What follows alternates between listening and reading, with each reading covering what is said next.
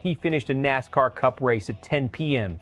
4 hours later, he was standing in victory lane 800 miles away with a check for $200,000 in his hand. This isn't a movie script. This actually happened this weekend, and the people who said it was impossible, they're the ones getting dragged online right now. Here's exactly what went down. Kyle Larson raced the full 400 laps at Richmond on Saturday night, crossing the line sixth. For Hendrick Motorsports, the second the checkered flag dropped, he was gone straight to a waiting charter jet, destination Iowa. Target, the Knoxville Nationals, one of the most prestigious dirt racing events in the country.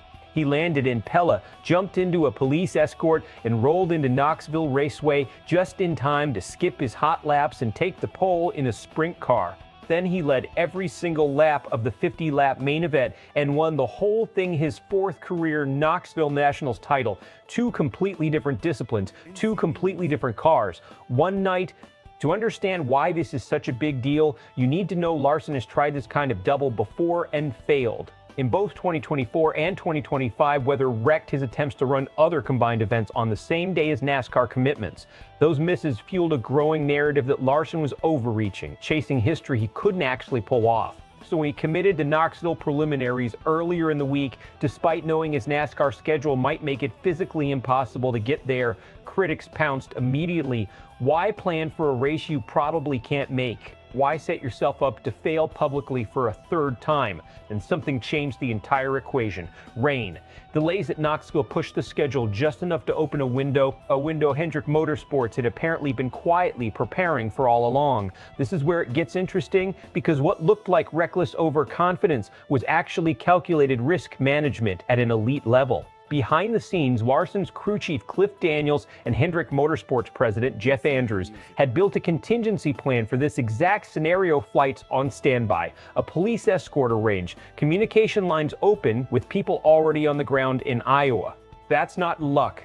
That's an organization treating a long-shot outcome as a real possibility and refusing to let logistics be the reason it doesn't happen.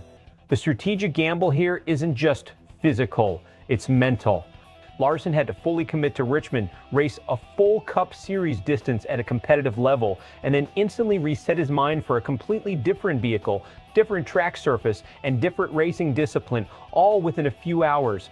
That kind of mental switch is brutal. Most drivers wouldn't attempt it. Fewer could execute it. The risk was real too. If Larson had crashed at Richmond, gotten injured, or simply run out of time, this becomes a cautionary tale about greed and ego instead of a legendary sports moment. Team owners hate this kind of double, specifically because the downside of banged up driver walking into next week's Cup race outweighs the upside of a trophy in a different series. But it paid off. And when it pays off, it doesn't just validate Larson, it validates the entire philosophy of preparing for outcomes other people think are too unlikely to plan for. The reaction split hard along predictable lines.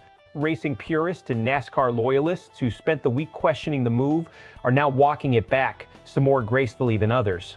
NASCAR veteran Kenny Wallace didn't hold back on his own show, essentially telling doubters they've been wrong about the entire situation from start to finish. Meanwhile, dirt racing fans are treating this as validation of everything they already believed about Larson, that he's not just a NASCAR guy dabbling in sprint cars, he's a legitimate elite talent across multiple disciplines who happens to also race stock cars at the highest level.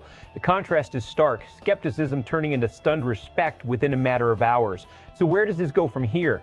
Two scenarios. Best case, this becomes the moment that cements Larson's legacy as one of the most versatile drivers of his generation. Hendrick Motorsports leans further into supporting these doubles. Other teams start building similar contingency plans for their multi-discipline drivers. And this era of NASCAR is remembered for expanding what a top-tier driver is capable of doing outside a stock car. Worst case, this success raises expectations to an unsustainable level.